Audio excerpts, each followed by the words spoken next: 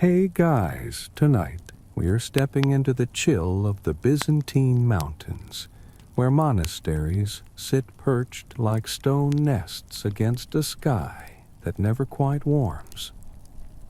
You picture yourself trudging uphill in the snow, breath curling out in silver puffs, feet numb, wondering how on earth anyone could willingly live here for decades.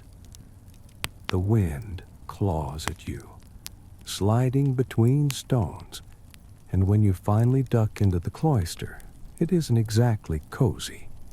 It's more like walking into a refrigerator made of faith. And here's your reality check. You probably wouldn't survive a single night, not without a space heater, 5 blankets, and maybe a heated water bottle tucked under your hoodie. These guys did it for a lifetime. So, before you get comfortable, take a moment to like the video and subscribe. But only if you genuinely enjoy what I do here. And hey, drop your location and local time in the comments. I love seeing where everyone is listening from. Now, dim the lights, maybe turn on a fan for that soft background hum, and let's ease into tonight's journey together. The monastery cloister is your first stop. Imagine walls of gray stone, mortared centuries ago, their edges softened by time, but still unyielding to weather.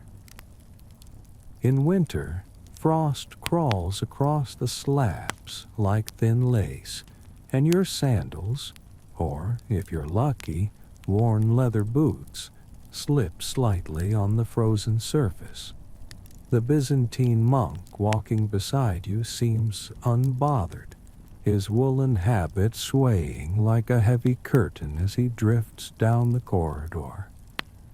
He knows every draft, every corner where the wind hisses. For you, each gust feels like opening a freezer door. Oil lamps sputter here and there, hung from iron hooks. The light is golden, but it does little against the cold.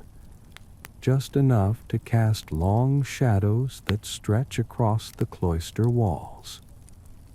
You pass a narrow slit of a window, unglazed, just a hole carved into the stone. Snowflakes have blown in and left a thin pile on the sill. That's ventilation, medieval style, good for smoke to escape, bad for your toes. Mainstream history tells us Byzantine monasticism spread especially in these mountain regions: Meteora in Greece, Mount Athos on the Aegean, Cappadocia's cave dwellings, all perched high where isolation and chill were almost guarantees. These monks weren't after comfort. They sought distance from worldly distraction. Cold was part of the package, as unavoidable as daily prayers. But here's a quirky tidbit. Records mention monks plugging cracks in their stone cells with rags soaked in oil or wax, sometimes even old parchment scraps. Imagine centuries of scripture drafts pressed into the wall just to stop a breeze. That's the medieval version of stuffing a towel under the dorm room door. Historians still argue whether these monks truly suffered constant cold, or whether their bodies simply adapted after years in the climate. Some argue ascetic discipline trained them to tolerate extremes, while others think surviving monks were just tougher stock to begin with. You, on the other hand, are shivering after 3 minutes, already craving a hot chocolate. The soundscape is equally unforgiving. No hum of central heat, no buzzing fridge in the background, only the scratch of sandals, the occasional cough echoing through the stone, and outside, the sigh of wind against wooden shutters. A flock of ravens circles overhead, their calls cutting sharp through the thin air. And yet, there's beauty. Step into the courtyard, and you see a cypress tree standing rigid, its branches tipped with frost.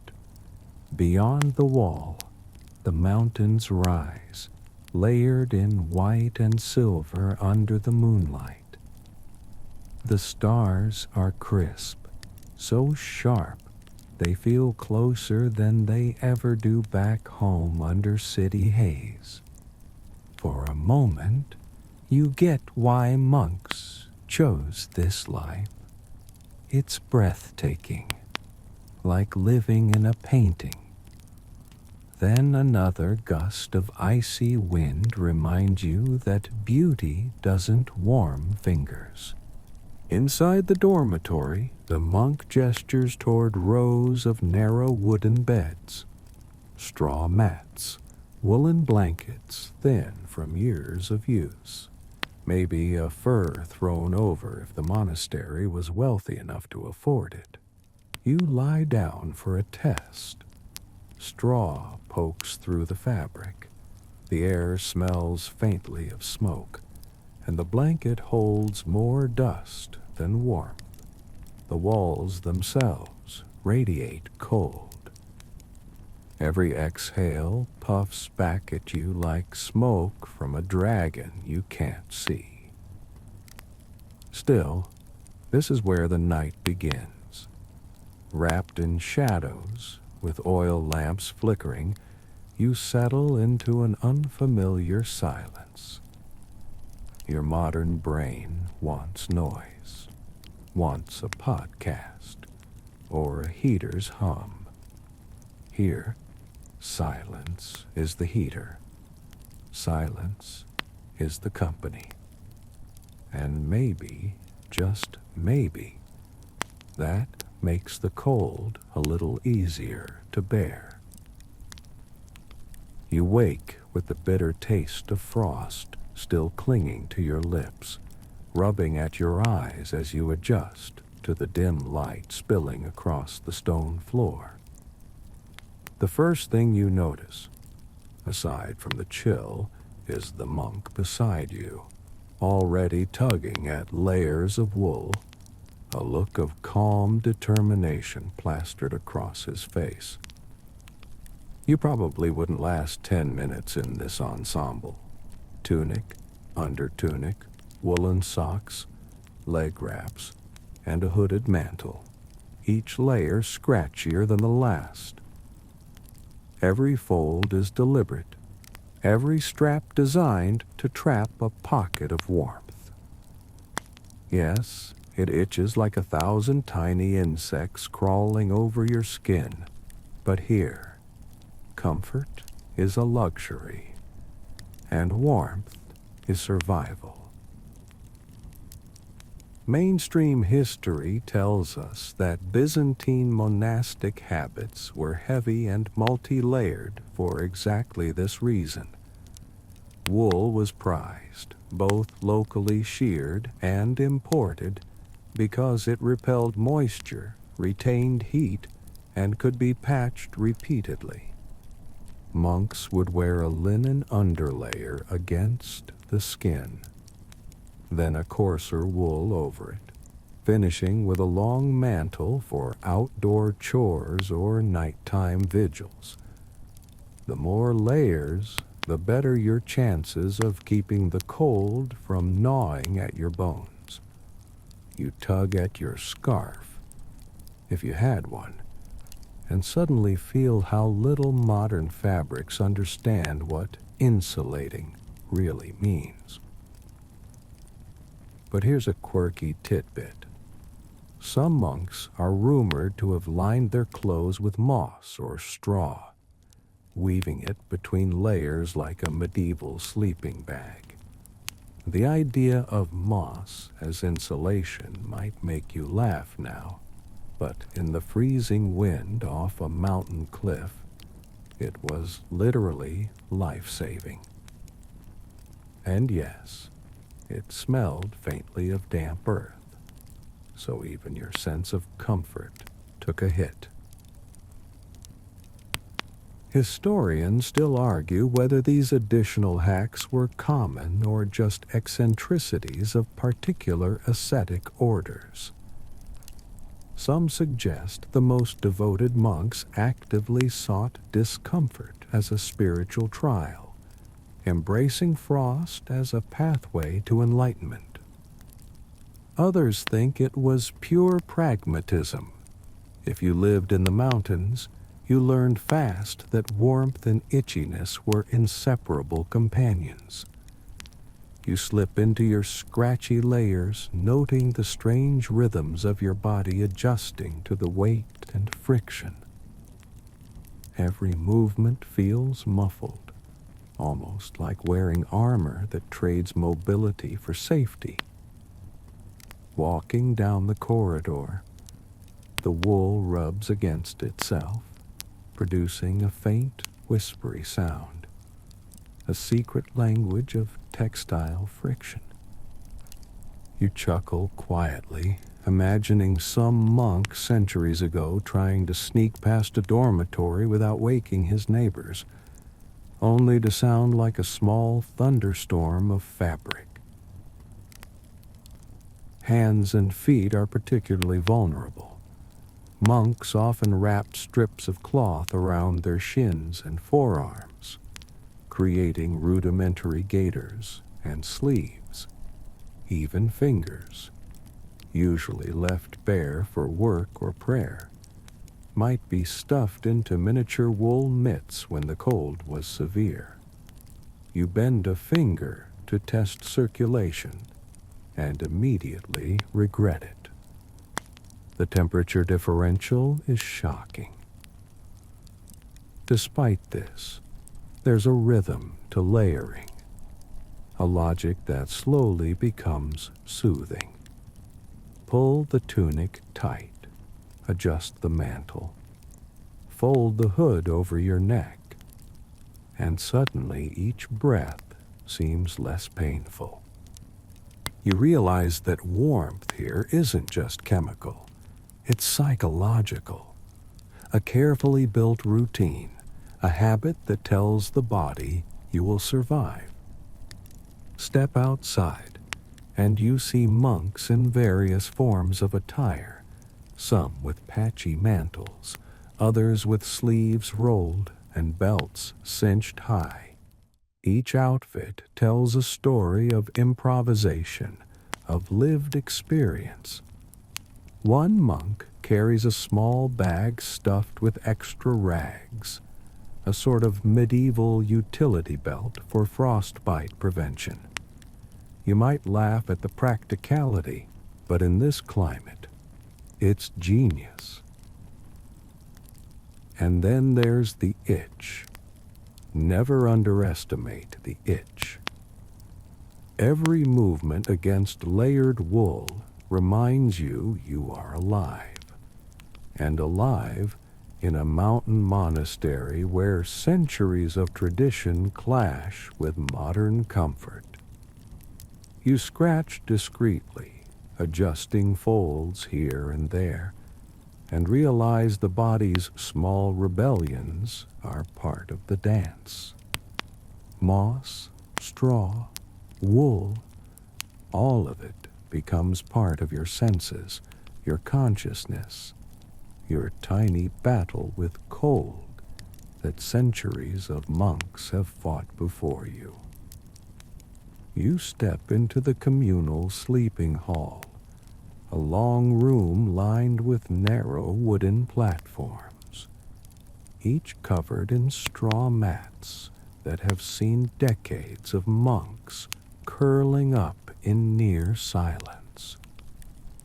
The air is still, heavy with the faint smell of wool and old smoke, and you realize immediately this is where shared warmth becomes almost a physical presence. You squeeze into a corner, noting the slight rise of heat as bodies press together, breathing rhythmically, shoulders touching, creating micro pockets of comfort in the otherwise frozen air. It's oddly intimate, though, of course, the intimacy is purely thermal. Mainstream accounts of Byzantine monastic life emphasize these communal sleeping arrangements. The dormitory wasn't just a place to rest, it was a survival strategy. By clustering together, monks could conserve energy, reduce exposure to drafts, and even maintain morale. You stretch your legs cautiously, careful not to jostle the sleeping neighbors, and notice how subtle shifts in one body's movement ripple warmth through the group. It's a delicate dance of thermal diplomacy. Too close, and someone's itchy wool scrapes your arm. Too far, and the cold creeps back in. Quirky historical notes suggest that some monks would take turns huddling closer to particularly cold sleepers, almost like rotating hot water bottles. Imagine a medieval buddy system for frostbite prevention, with whispered encouragements instead of alarms. You might giggle at the idea, but in this drafty hall, it's downright practical. Historians still argue whether these closeness strategies were strictly utilitarian or had a spiritual dimension. Some believe that shared warmth mirrored the communal nature of the monastic vow itself. Suffering and endurance, literally and figuratively, shared among the brethren. Others think it was just physics and common sense. Heat is contagious, and frost isn't selective. Either way, you can feel it in the air. The room holds a quiet energy, a gentle resistance against the winter. The silence is remarkable. Only the occasional shuffle of a blanket or the soft sigh of breath punctuates the stillness. You realize that part of the warmth comes from this collective quiet. Without the bustle, heat isn't dissipated as rapidly. You find yourself drawing comfort from the ritualized breathing, the almost musical cadence of hundreds of small inhales and exhales. The human body, it turns out, is a heater if you know how to coordinate. You notice the subtle tricks the monks employ. Some have placed small bundles of straw under their mantles, lifting the fabric slightly to trap warm air. Others tuck their knees close to their chests, enclosing a pocket of body heat, while heads rest against fur-lined pillows or rolled cloaks. Every tiny adjustment has a purpose. You try imitating them, feeling absurdly clever as your own heat begins to accumulate. Small proof that adaptation is possible, even for someone like you, who's never spent a night in a drafty stone hall at 2,000 feet elevation.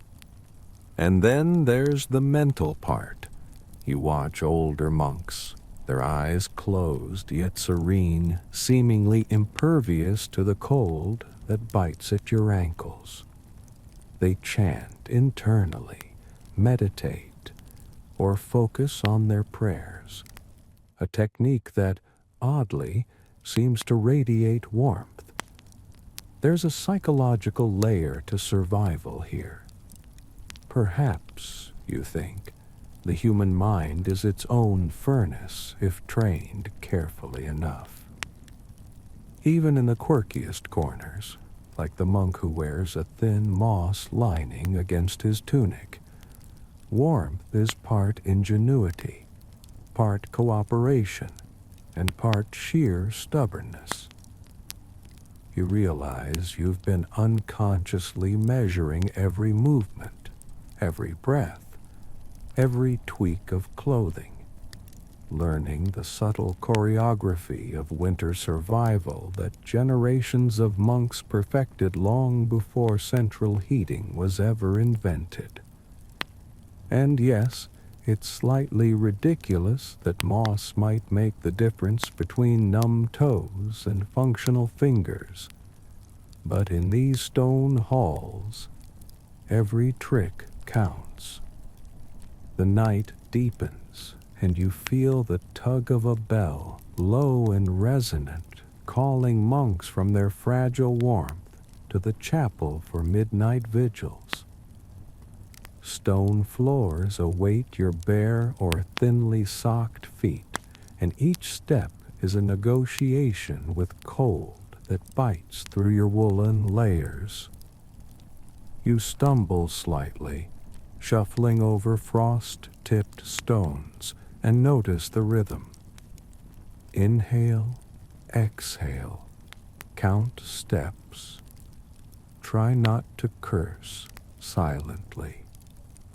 The chapel is almost surreal in its austerity, lighted by a dozen small candles whose flickering flames tremble in the drafts. Here, devotion and suffering intertwine, and the chill is part of the ceremony. Mainstream history tells us that Byzantine monastic practices demanded vigils in the wee hours, often standing or kneeling in icy chapels for hours on end.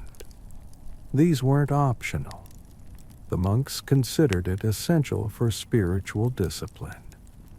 You tug your mantle tighter around your shoulders, trying to convince your shivering body that enlightenment is worth frost-bitten toes. Modern brains struggle with the concept. Why leave a warm bed to stand on stone? But here, purpose tempers discomfort, and you notice your teeth chattering less when a sense of duty enters the mix. Here's a quirky tidbit. Some monks reportedly stomped gently or shuffled their feet in ritualized patterns during long vigils, not just to stay awake, but to generate a little heat in the extremities. Picture a room full of medieval line dancers, minus the music, all synchronized in the subtle pursuit of warmth. You grin at the mental image and realize that survival sometimes takes inventive forms you wouldn't expect. Historians still argue whether these movements were purely practical or also symbolic, part of an embodied prayer that integrated body and soul. Either way, the physicality of devotion becomes apparent. Cold is both adversary and teacher, and discipline is the method of negotiation. The smell in the chapel is a mixture of wax, smoke, and cold stone. Your nose tingles as candle flame licks the air, and you notice a faint metallic tang from centuries of incense residues. The soundscape is hushed, with occasional soft chants echoing, producing a resonance that seems to trap some of the heat in tiny pockets around each worshiper. You realize that even sound has its way of shaping the cold, creating warmth through human presence. You step closer to an icon at the front of the chapel. Its painted surface reflects candlelight, glowing with a strange warmth that is more psychological than physical. Monks sometimes swore by this perceived heat, leaning against carved wooden stands or touching the frames to feel connection and comfort. The line between spiritual reassurance and actual warmth blurs, an early example of mind-body ingenuity. Then there are the quirks of the architecture, small recesses in the stone walls where a monk might tuck their cloak or press against the cold marble to shield a limb. You notice a fellow monk curling his hands around a small bundle of straw, heated faintly by body contact. In this frozen room, every tiny adaptation counts, a microcosm of survival that is part biology, part psychology, and part ritual. You try kneeling, feeling your knees protest the chill as they meet unforgiving stone. Yet, as you fold your hands and close your eyes, your awareness sharpens. Cold becomes background, almost a companion, and you realize that endurance is as much mental as it is physical. This is how monks make stone and frost tolerable, through movement, meditation, and a devotion that turns suffering into ritualized comfort. Eventually, your feet lead you toward the heart of the monastery, the refectory and kitchen, a place where warmth, smoke, and the smell of cooking briefly overwhelm the mountain chill. Here, the air carries the faint tang of lentils, simmering in large cauldrons, mixed with the smokiness of oil lamps and wood fires. You inhale deeply, savoring a fleeting sense of comfort, knowing it will vanish once you leave. Every monastery had these pockets of warmth, but even they were modest. No roaring hearths like you see in modern cabins. Just a flicker of flame and a soup kettle that seems disproportionately heroic against the cold outside. Mainstream sources note that Byzantine monastic cuisine was simple and repetitive. Boiled grains, legumes, occasional cheese or fish if the monastery was near water. Yet even these humble meals offered both nutrition and a psychological boost. A hot broth poured into a chipped ceramic bowl could feel like a small miracle when stone walls and icy drafts dominate every other aspect of life. You wrap your hands around the bowl, feeling some heat seep into your fingers, and for a brief moment, you forget the cold is still waiting outside.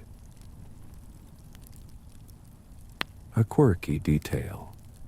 Some monks reportedly placed small heated stones into their bowls or around the kitchen floor, using them as primitive radiators. The stones were wrapped in cloth to avoid burns, but the idea was the same as a modern hot water bottle, just much heavier and with more risk of dropping it on your toes. You picture a monk hunching over a steaming pot, carefully adjusting the stones, and can't help but smile at the ingenuity. Historians still argue whether such stone heaters were widespread or limited to particular ascetic practices. Some suggest it was a fringe technique employed more by eccentric monks seeking extreme comfort, while others insist it was a subtle part of the monastery's seasonal preparations. Either way, you notice that the principle is universal. Capture heat where you can. The kitchen is more than just a warmth source. It's a hub of sensory life. Steam rises, carrying scents that seem almost intoxicating after hours of cold stone corridors. The rhythmic clatter of wooden utensils and the hiss of simmering pots create a domestic soundtrack that contrasts sharply with the silence of dormitories. You watch a monk carefully ladle a thick soup, his fingers deft despite frost-numbed tips, and you marvel at the balance of survival and devotion in such small acts. Even the simplest meals had their rituals. Monks blessed the food before eating, and sometimes the act of sharing bread or stew created literal thermal bonds. A row of seated monks huddled over bowls transfers warmth via body proximity and mutual energy. You notice how even indirect contact, sitting near someone whose hands are near a fire, adds subtle comfort. It's communal survival in its purest form. Then there's the odd interplay between smoke and warmth.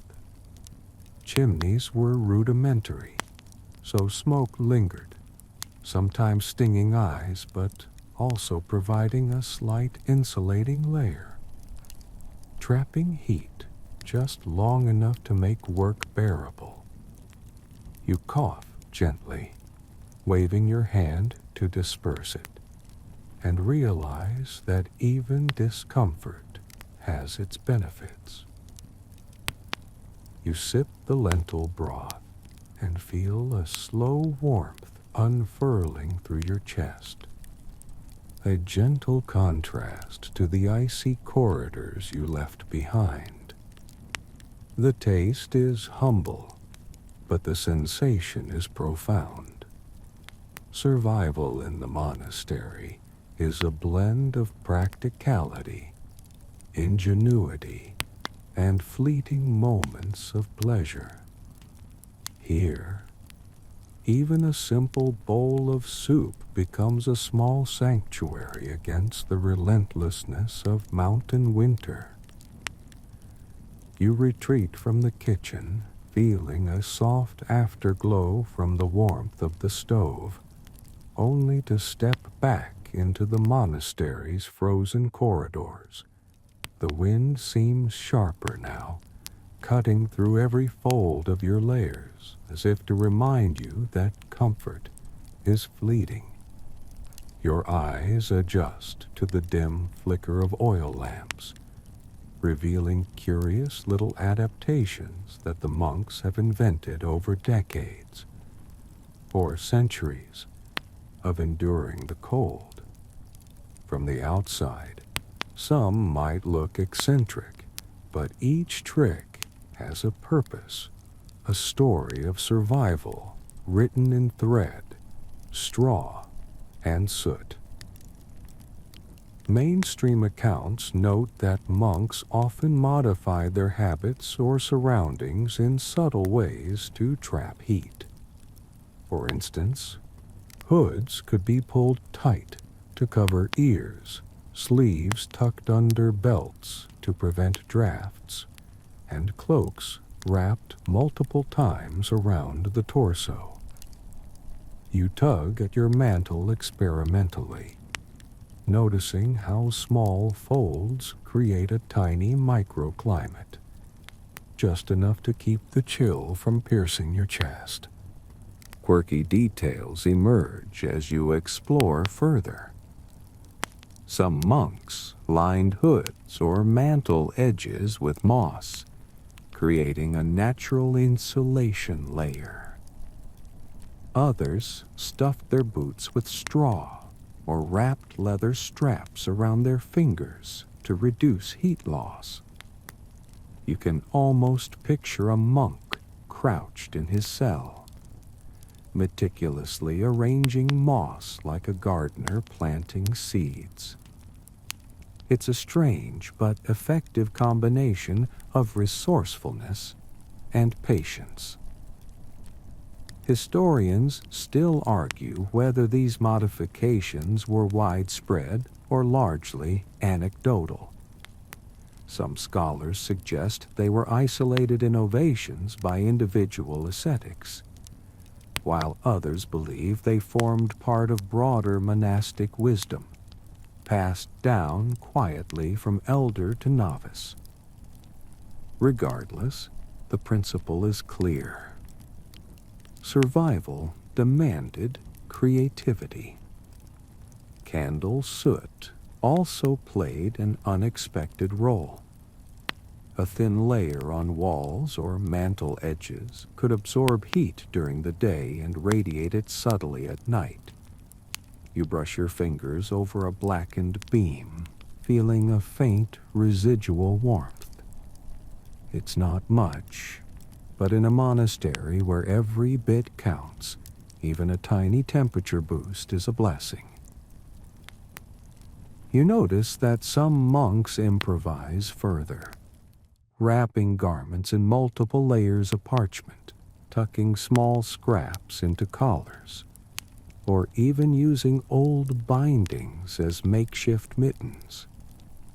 Every adjustment, however minor, is a hedge against frostbite, a way to manipulate physics with ingenuity and patience.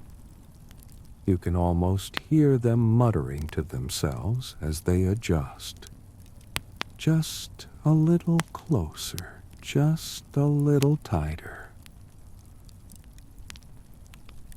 By the time you reach a side chamber, you see that survival also relied on clever spatial arrangements. Sleeping platforms were often pushed against walls with minimal gaps, creating narrow channels that blocked drafts. Cloaks doubled as curtains, blankets draped over doors. It's a choreography of warmth, improvisation, and subtle engineering, all invisible to the casual observer.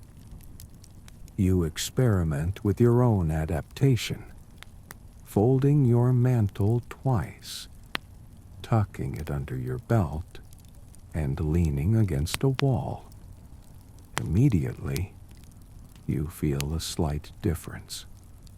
Trapped heat, barely perceptible, yet meaningful. It's both a lesson in physics and patience.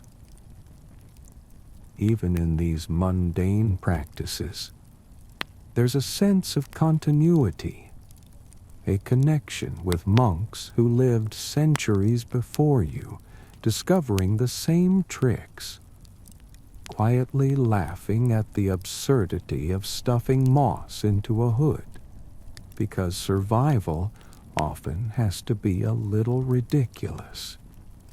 And somehow, those small, quirky hacks remind you that ingenuity often thrives in the harshest conditions.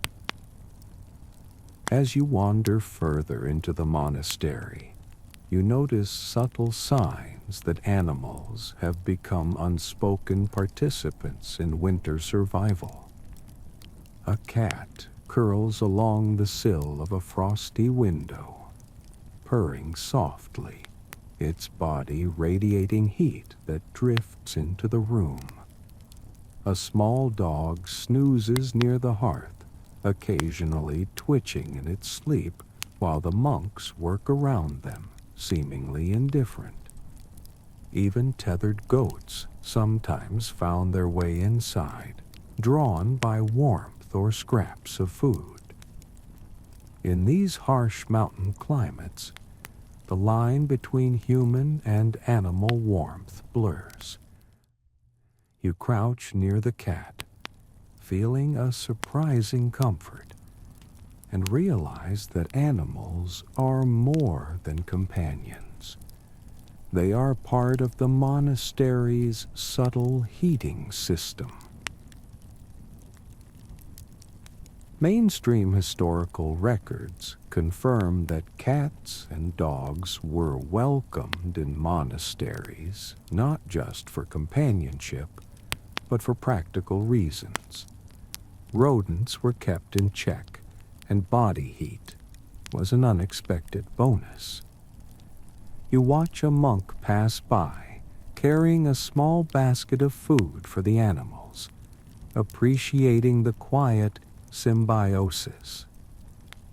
You begin to understand that survival was as much about partnerships, human and animal, as it was about clothing and architecture. A quirky detail. In some monastic texts, there are notes about monks lifting sleeping animals onto their laps or inside cloaks during particularly cold nights. Imagine holding a warm, furry bundle against your chest while kneeling in prayer or trying to read by candlelight. It sounds cozy, almost indulgent, but in reality, it's another calculated method to conserve heat. You feel the idea strangely appealing. A cat or dog pressed close to your torso could offset the persistent nip of mountain air. Historians still argue whether the practice of indoor animals was a formalized survival strategy or just incidental. Some insist that animals were seen as sacred companions with practical purposes, while others argue that it was purely accidental, tolerated by monks too engrossed in routine to care. Either way, the warmth is undeniable. You follow a narrow passage to a small side chamber where two cats have claimed a patch of sunlight that filters in through a high window. Their bodies glint softly in the fading light, tails flicking. You notice the monks move around them carefully, respecting the small, warm presence without disturbing it. It strikes you that in these monasteries, survival required patience, observation, and a gentle negotiation with the environment and its creatures. Even chores incorporate animal warmth. Goats tethered near windows or kitchens sometimes served as passive radiators, their body heat radiating into adjacent walls. Birds might roost in sheltered nooks, and small mammals could be coaxed into hidden spaces where their heat slowly contributed to the ambient temperature. You realize the monastery is an ecosystem, each living element a potential ally against frost. You attempt a mental calculation. If one cat emits roughly 2 watts of heat, a dog about 5, and several goats collectively another 10, the contribution is modest but measurable, especially when multiplied by dozens of small adjustments and human bodies sharing warmth. It's a medieval energy system, low-tech but surprisingly sophisticated. By the time you settle near a sleeping dog for a moment of warmth, you start to appreciate the subtle choreography at play. Humans, animals, architecture, and clothing all integrated into a system of endurance. Each movement, Each adjustment, each quiet breath contributes to survival. And yes, it's kind of adorable. You can't help but smile, realizing that in the coldest places, companionship of both humans and animals is one of the most effective tools against the frost. Morning comes reluctantly, a pale light creeping across frost-lined windows, and you find yourself staring at the chores that await. Cold hasn't left. It merely pauses for a moment, daring you to move. You trudge to the orchard, where snow weighs down branches and tools threaten to slip from numb fingers. Every task, cutting wood, tending the small garden plots, or scraping ice from water jars, becomes a negotiation with winter itself. You marvel at how monks manage precision under these conditions, balancing devotion, duty, and sheer survival instinct. Mainstream historical accounts describe Byzantine monks performing daily labor even in the harshest winters. Gardening, pruning, or maintaining vineyards and olive groves wasn't optional. It was essential for sustenance. Snow might blanket the ground, but it didn't excuse laziness. You pick up a small handsaw, feeling the chill transfer from the metal to your skin almost instantly, and realize that each motion is amplified by the cold, demanding more energy than you expected. A quirky tidbit. Some monks wore miniature mittens made from sewn-together scraps of leather and wool, just long enough to grip tools while keeping fingers warm.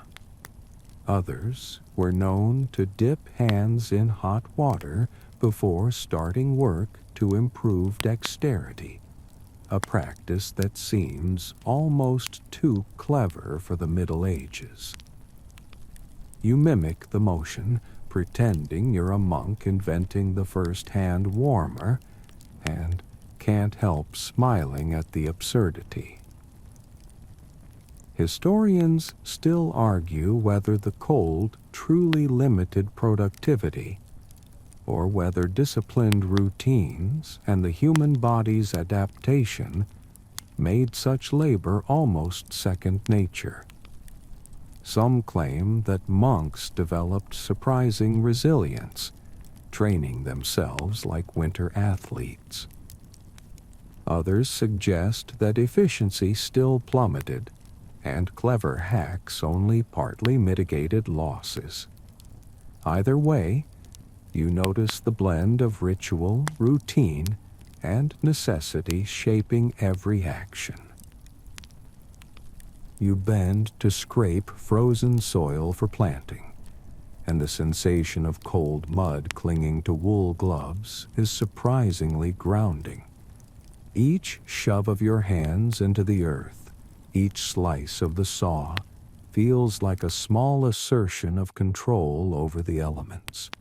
You notice monks pausing to breathe, adjusting layers, rubbing hands together, creating tiny bursts of heat to survive.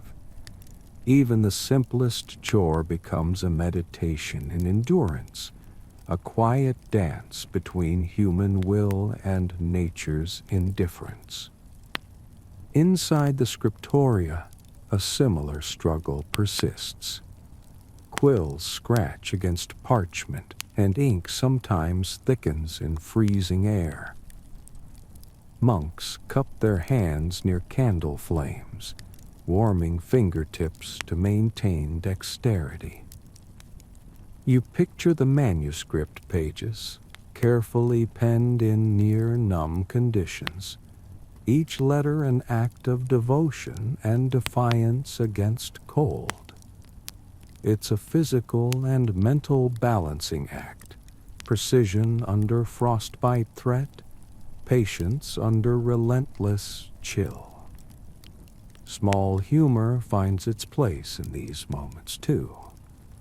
One monk's gloves might be too big, slipping off mid-task, while another improvises with moss or straw to fill gaps. You can't help but imagine an entire monastery silently chuckling, or at least grimacing, through the absurdities of cold labor. Survival isn't elegant, it's pragmatic, with room for ingenuity and occasional amusement. By midday, snow glitters on the slopes beyond the walls, sun reflecting off icy surfaces. You pause, taking in the scene. Monks bent over small tasks, tools in hand, animals wandering nearby, and the vast mountain expanse stretching above. Cold is omnipresent, but so is rhythm, routine, and resilience. In this frozen choreography, every motion, every small adaptation becomes part of a centuries-old strategy for enduring winter. You wander into a quiet corner of the monastery where the flicker of candlelight illuminates sacred icons mounted on walls or resting on carved wooden stands. The air is still and almost reverent, carrying the faint smell of wax and old incense. You notice monks pausing before these objects, hands pressed gently against painted surfaces, almost as if seeking not just spiritual guidance, but a kind of warmth. It's a peculiar mixture of faith and practicality, belief in the holy as a subtle comfort, a kind of psychological heating system in the frost-laden halls. Mainstream historical records show that Byzantine monks placed immense value on sacred relics and icons, sometimes attributing to them protective qualities beyond the spiritual. Comfort during illness, hope during famine, and yes, even perceived warmth in winter. You can see why, when stone walls bite and fires are small, faith becomes tangible, almost tactile.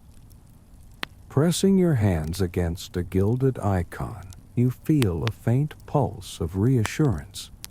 Perhaps it's the room, the candles, or the simple act of belief, but it works. Here's a quirky anecdote.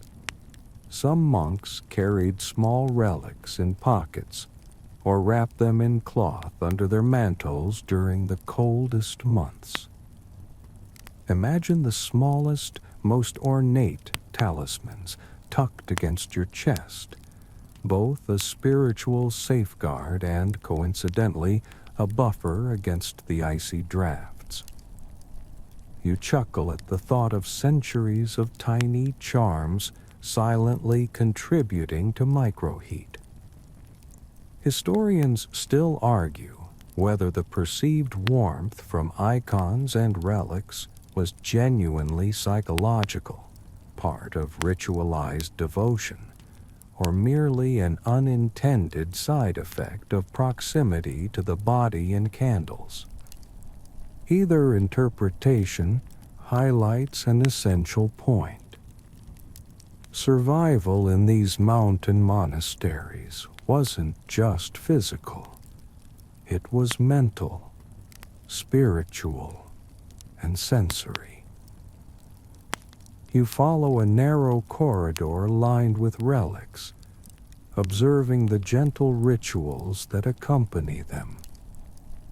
Monks whisper prayers, trace fingers along carved patterns, or simply linger in silence, letting the focus of devotion center them.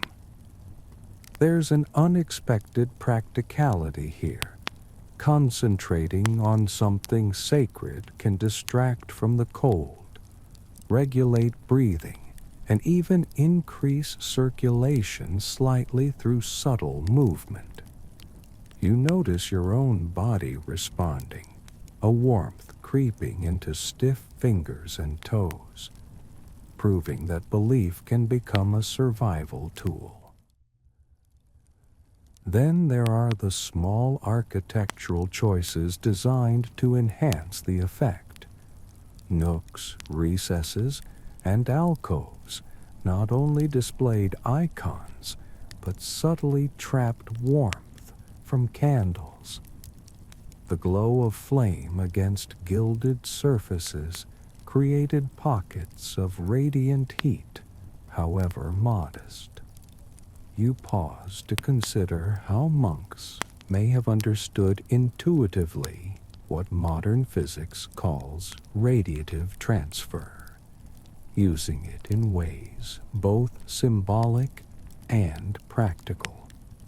You move toward a particularly ornate icon, its gold leaf reflecting flickering candlelight. The sense of calm and quiet reinforces the lesson of the monastery. That endurance is never just about layers of clothing or strategic positioning. Sometimes it's about perspective, attention, and the small rituals that make cold more bearable. Even the quirkiest stories support this. Tales of monks warming themselves by leaning on sacred objects or pressing tiny relics to their chests sound charmingly eccentric, but you realize they are clever human strategies. In every corner of the monastery, from dormitory to chapel, survival blends ingenuity, devotion, and a touch of the miraculous, or at least the perceived miraculous, and as you settle into the rhythm of observation, it's clear that warmth isn't just a temperature, it's a mindset.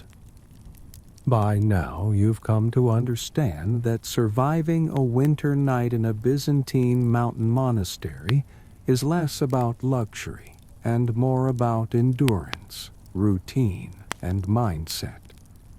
Snow presses against the outer walls, gusts rattle shutters, and stone corridors radiate the chill inward.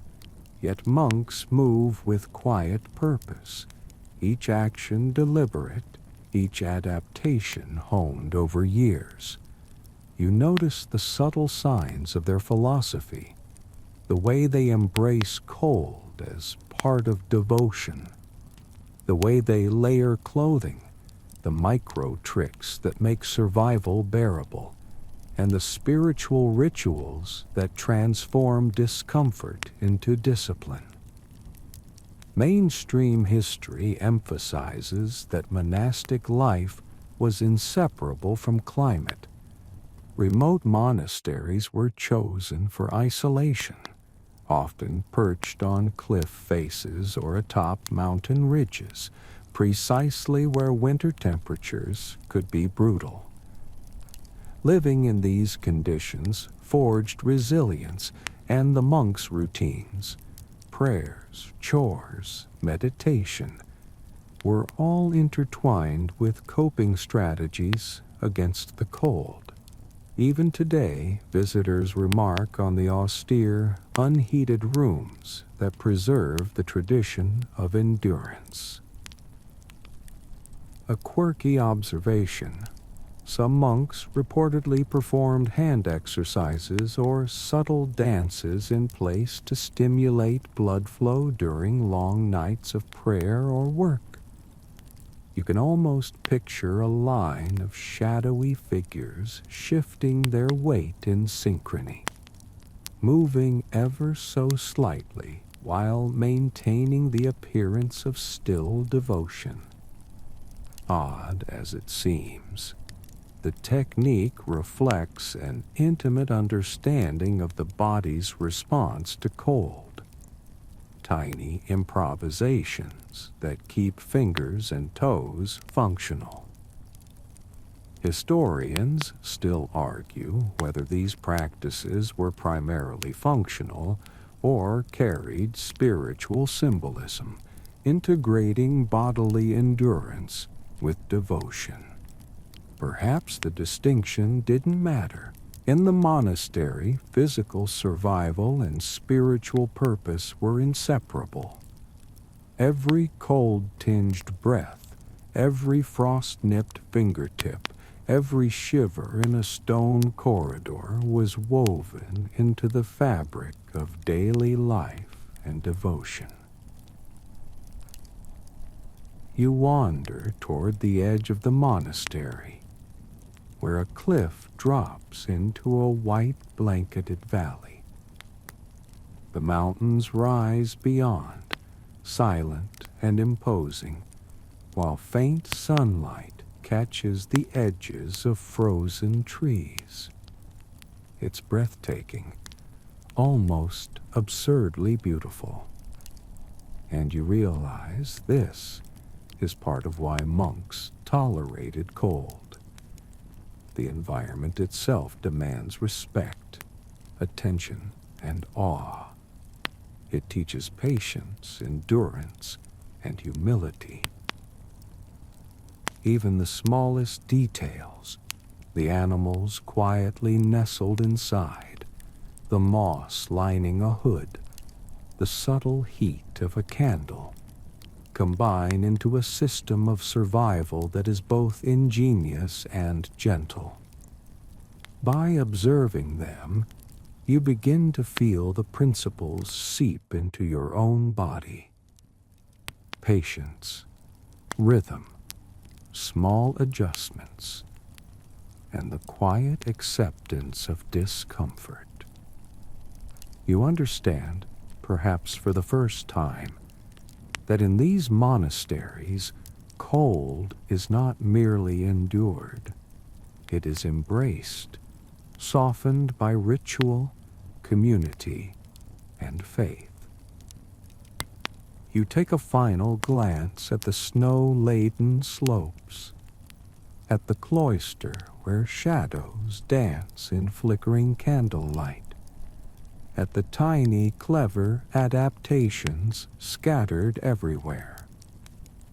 You understand that survival is a delicate choreography, an interplay between body, environment, and mind.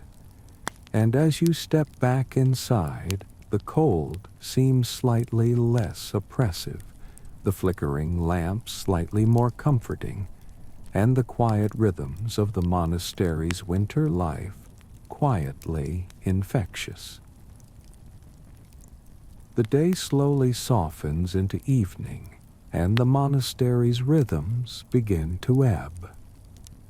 You find a quiet corner, letting your body settle into the scratchy layers of wool and linen that have accompanied you through the cold. Outside, snow drifts lazily against the stone walls, muted by the fading light, and you feel the sharp edges of the day's chill begin to dull. Breaths come slower now, each one a gentle reminder that the body can adapt, can find warmth, even when the world outside is relentless. You let your gaze wander across the familiar details, the curling tails of sleeping cats, the faint flicker of candle flames casting shadows on icons, the subtle cracks in the wooden platforms that have supported countless monks before you. Each element whispers a quiet story of endurance, of clever improvisation, and of patience. You notice the gentle hush of the monastery, the almost musical cadence of distant footsteps, the whisper of wind against stone. These small sounds, normally unnoticed, now become part of a comforting rhythm, a lullaby shaped by centuries of survival in the mountains.